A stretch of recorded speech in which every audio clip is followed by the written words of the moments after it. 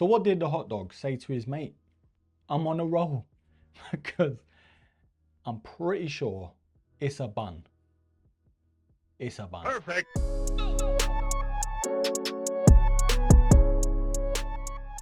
Right, broskies, another kind of weekly waffle episode, you know, where we just talk about things in the sneaker community, the sneaker culture, and this one's been on my mind for quite some time now. What has happened to the New Balance 550? It had the sneaker game in a chokehold, like The Undertaker and like Kane, and now they can't even give them away. So let's talk.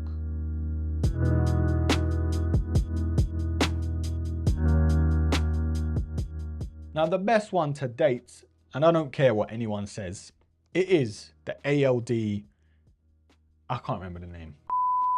So the best one, in my opinion, that's still been made is the ALD collaboration with the 550, the natural green colorway. I'm pretty sure that's the colorway's name. Everything about this shoe, and I'm even kind of matching without realizing it with my t-shirt. Yeah, it's got everything. It's got vintage vibes, it's got sort of neutral tones, and the premium vibe to it, it's just got ALD literally written all over it. I don't think anything else has come close, in my opinion. But just like a bride on her wedding night, we are getting carried away. This sneaker though, the 550, it actually came out in 1989. And yes, way back then, it was a basketball shoe. But fast forward to 2020, the magician himself, Teddy Santis, the creator of $1 Million, he actually plucked these out of the New Balance archives. Now, New Balance, for me, are by far the best at bringing out a shoe right after a collaboration. Like a few examples, the 550, of course, the 2002 Arse, the 1906 R, and I could go on, but yeah, you catch my drift. But New Balance collaborating with $1 Million to bring the 550 back to life. It was a massive success and probably pushing New Balance to where they are now. Don't get me wrong, New Balance have been around for donkey's years at this point, but I mean, to push them to a very popular stratosphere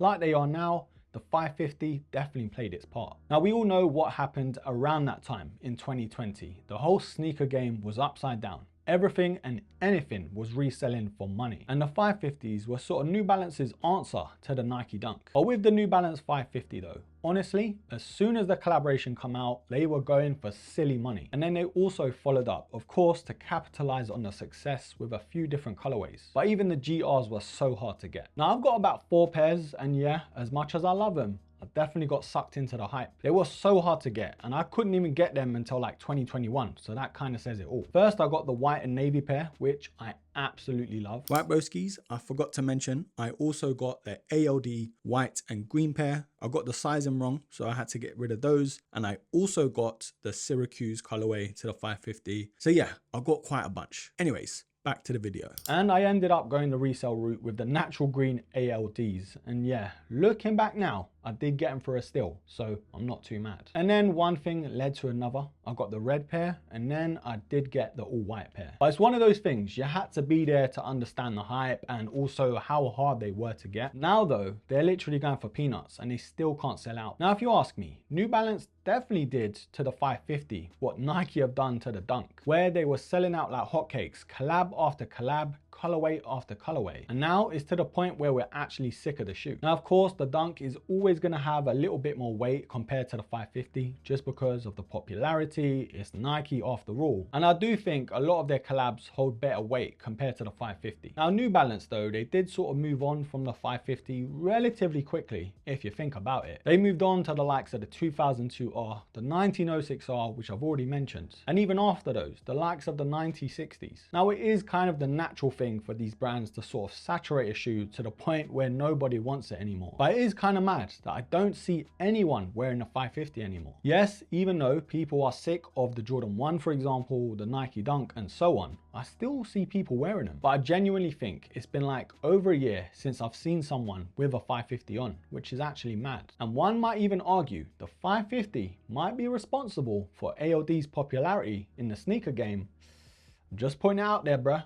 Don't shoot the messenger. But nah, honestly, I feel like simultaneously ALD helped the 550 and 550 helped ALD. But equally saying that though, the 550 did help with New Balance's popularity. But yeah, I guess the whole sneaker game is sort of at a standstill right now. The hype's still selling, don't get me wrong. But even some OG colorways to classic silhouettes, they're starting to sit now. So maybe it's not just the 550s problem. It might just be the whole sneaker game and people sort of spending their money more wisely, I guess. It is kind of like RIP, the 550. If you will. I mean, who knows, in a couple years, there might be another retro or another resurgence to the shoe, another collaboration to bring it back. Who knows? But I'll still love them though. I might not wear all the colorways that I have, but yeah, this natural green is definitely still getting some love. But comment down below what you think about the New Balance 550. Did you get caught up in the hype just like me, or did you give them a total miss? And also, I am going to start doing a comment of the day from my previous video. So whatever sort of comment I pin or like the most, I'm just going to read it out. So yeah,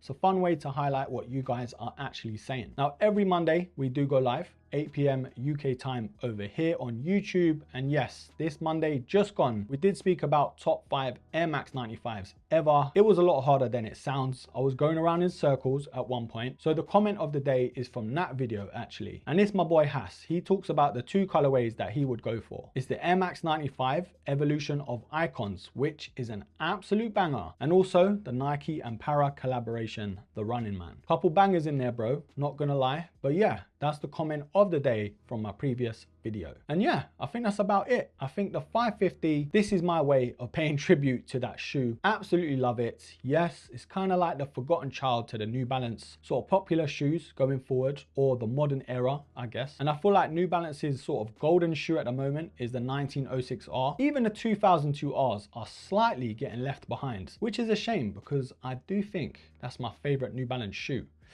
But yeah, what we're gonna do, broskis, we've got to move with the times. Anyways, don't forget to like, comment, share, subscribe, and yes, until the next episode, take care.